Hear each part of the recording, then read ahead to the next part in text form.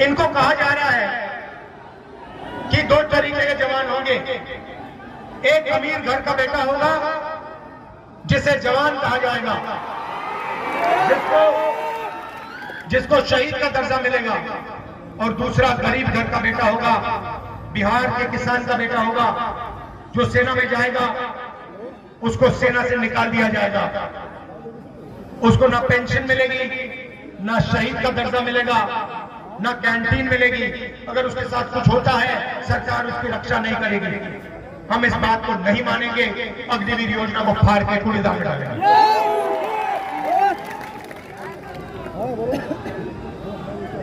तो ये मैं आपसे कहना चाहता था, 30 लाख सरकारी नौकरियां हैं बिहार के युवाओं को।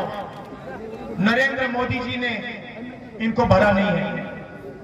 अदानी जी का काम किया, मगर जब नौकरी देने का समय आया नहीं दी। जैसे हमारी सरकार बनेगी 30 लाख सरकारी नौकरियां हम आपके हवाले कर देंगे। जैसे बिहार में तेजस्वी जी ने किया, नौकरी देने का काम किया, जैसे इन्होंने किया अंकल जी भाग गए, घबरा कर भाग गए। वैसे ही जब दिल्ली में सरकार आएगी, इंडिया गठबंधन की सरकार 30 लाख सरकारी नौकरियां आपके हवाले कर देगी। भाई और बहनों, आखिरी बात और सबसे जरूरी बात, ये चुनाव संविधान का चुनाव है। ये पहला चुनाव है जहां अंबेडकर जी के संविधान पर नरेंद्र मोदी, अमित शाह, बीजेपी के कार्यकर्ता, बीजेपी के नेता सवाल उठा रहे हैं। उन्होंने खुल के कहा है, बीजेपी के नेताओं ने खुल के कहा है कि अगर हमारी सरकार आएगी तो हम संविधान को खत्म कर देंगे, फाड़ के फेंक देंगे। बीजेपी के नेताओं, सपना मत देखो, आपकी सरकार नहीं आ रही है, आपकी सरकार जा रही है। और मैं स्टेज से गारंटी दे रहा हूं, नरेंद्र मोदी हिंदुस्तान के प्रधानमंत्री नहीं रहेंगे, क्योंकि उन्होंने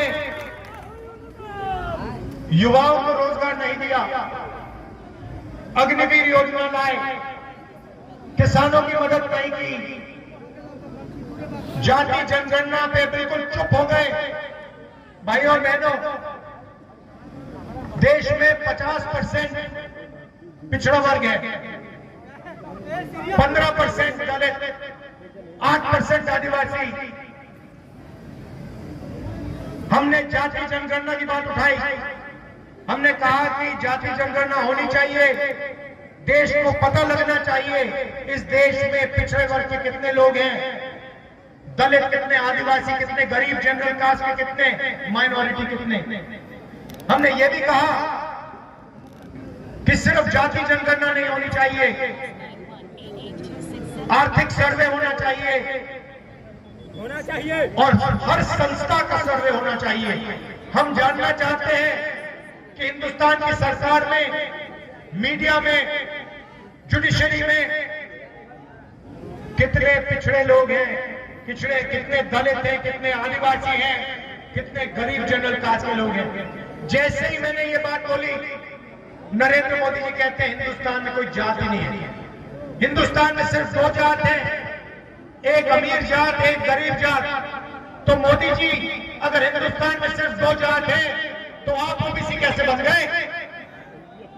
आप अपने आप को 24 घंटा ओबीसी कहते हो, और जब पिछड़ों की मदद करने की बात आई, जाति जनगणना, इकोनॉमिक सर्वे, संस्थाओं का सर्वे कराने की बात आई, तो आप चुप हो गए, भाग गए और आपने कहा कि देश में कोई जाति नहीं है, सिर्फ 2 जातियां हैं, अमीर और गरीब। भाई और बहनों, हमारी सरकार आएगी, जाति जनगणना कराएंगे, इकोनॉमिक सर्वे होगा, संस्थाओं का सर्वे होगा, और ये जो 50% का रिजर्वेशन का लिमिट लगा रखा है, इसको हम तोड़ के फेंक देंगे।